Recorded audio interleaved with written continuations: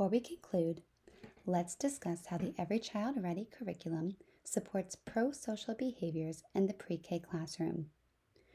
Think about what are some important pro-social behaviors that children might need to be successful for learning in pre-K. Students should learn and practice social-emotional competencies every day, all year long. Just as it would be inappropriate for educators at the beginning of the year to expect pre-K students to have mastered all literacy and math skills, we also cannot expect students to fully master social and emotional competencies at the beginning or middle of the year. Academic and social-emotional development are interwoven. Successful pre-K programs combine social-emotional skill development and cognitive enrichment. As with academic development, social-emotional skills must be explicitly taught and positively reinforced throughout the school year. Let's look at the social-emotional learning cycle. This is what we are actually going to focus on this week when we meet in person for deliberate practice. First, it's critical to explicitly teach social-emotional skills, the same way we teach numbers and letters. This is done by incorporating social-emotional opportunities into daily classroom lessons. Morning meeting and read aloud provide great opportunities to explicitly teach social and emotional skills. For example, in morning meeting during Unit 1, teachers explicitly introduce and model the skill of active listening, which is turn-taking in conversation during pre-K lessons. Second, once the skill has been explicitly taught, then teachers must positively reinforce pro-social behaviors. To do this, they must provide at least one tangible reinforcement opportunity per day based on the social-emotional skill explicitly being taught.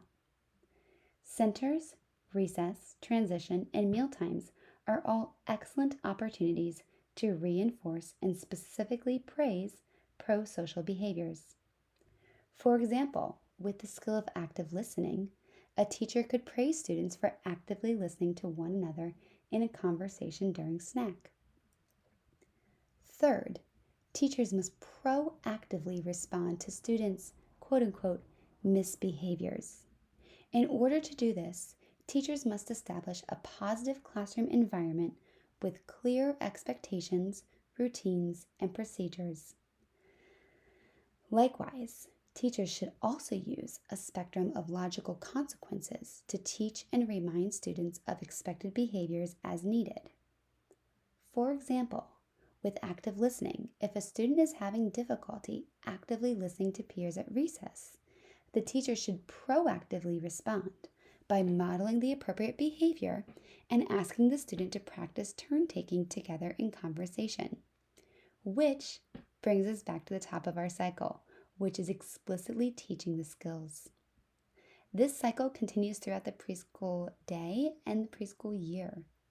We teach, reinforce, and respond the very same way we would teach literacy and math. Let's reflect on the social-emotional skill of sharing. Think about what foundational social and emotional skills a child needs to develop to effectively share with others in the classroom. At the most foundational level, a child must initiate positive interactions and use socially appropriate verbal, that's the tone and volume, and nonverbal cues, like gestures.